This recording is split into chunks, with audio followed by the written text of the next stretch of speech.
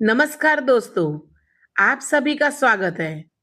आप सभी को होली के पावन पर्व की हार्दिक शुभकामनाएं। फाल्गुन पूर्णिमा के शुभ अवसर पर प्रतिवर्ष होली का त्योहार बड़े उत्साह, श्रद्धा और उमंग के साथ मनाया जाता है। लेकिन इस बार की होली विशेष संयोग लेकर आ रही है, क्योंकि इसी दिन चंद्र ग्रहण भी पड़ रहा है। यह ग्रहण भारत में दिखाई देगा और इसका सूतक काल भी मान्य रहेगा। इसलिए इस वर्ष होलिका दहन और होली के समय को लेकर विशेष सावधानियां रखना आवश्यक है। होली से एक दिन पहले होलिका दहन किया जाता है। धार्मिक मान्यताओं के अनुसार होलिका दहन हमेशा शुभ मुहूर्त में ही करना चाहिए, अन्यथा इसका प्रतिकूल प्रभाव पड़ सकता है। इस वर्ष होलिका दहन के दिन भद्रा काल का भी योग बन रहा है और भद्रा का वास पृथ्वी लोक में रहेगा।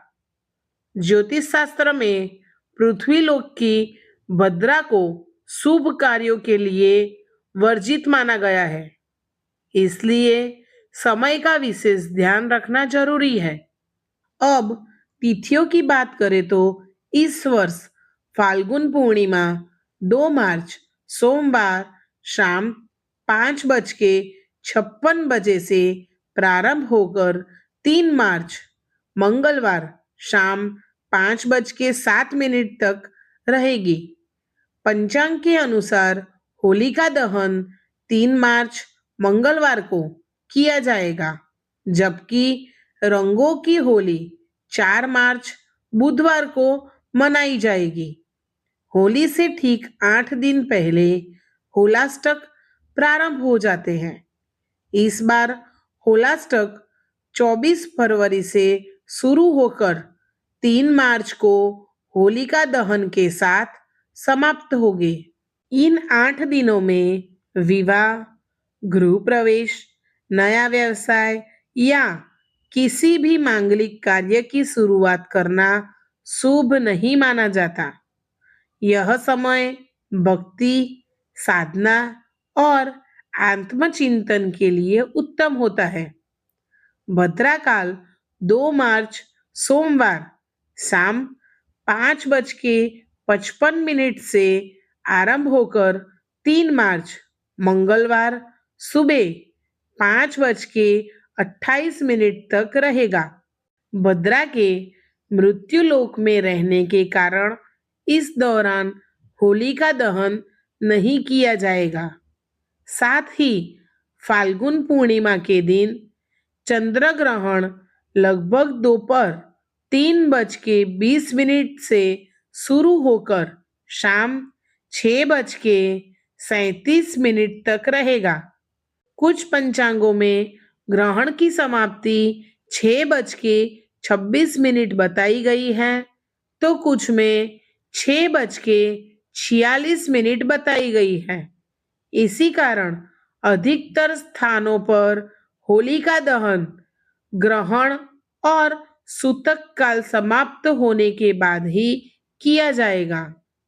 3 मार्च मंगलवार को शाम लगभग 6:46 से रात 8:50 के बीच का समय होलिका दहन के लिए उपयुक्त माना जा रहा है। हालांकि कुछ विद्वानों के अनुसार भद्रा समाप्ति के बाद प्रातः 5:29 से 6:40 के बीच भी दहन किया जा सकता है, लेकिन अधिकतर लोग शाम का समय ही चुनेंगे। अब बात करते हैं मथुरा और वृंदावन की, जहां होली का उत्सव पूरे देश में सबसे विशेष और भव्य माना जाता है। श्री कृष्ण की नगरी मथुरा और वृंदावन में होली केवल एक दिन नहीं, बल्कि कई दिनों तक अलग अलग रूपों में मनाई जाती है, जैसे फूलों की होली, लठमार होली, रंग भरनी एकादशी और विधिवत मंदिरों में विशेष उत्सव आयोजित होते हैं।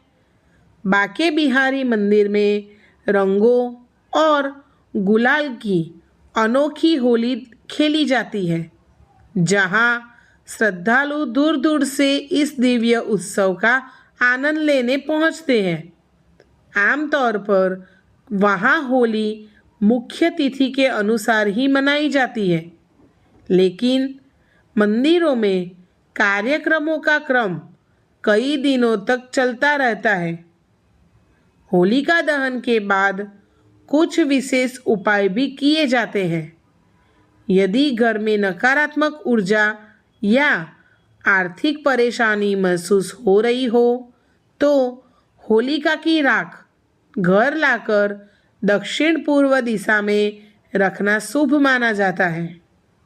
ऐसा करने से दरिद्रता दूर होती है और घर में सुख शांति तथा समृद्धि बनी रहती है।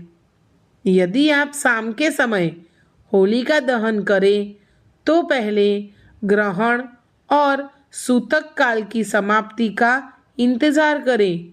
इसके बाद गंगा जल मिले जल से स्नान करें, घर में गंगा जल का छिड़काव करें, मंदिर की प्रतिमाओं को स्नान कराकर स्वच्छ वस्त्र धारण करवाएं और शुद्धि के बाद ही पूजन सामग्री को स्पर्श करें।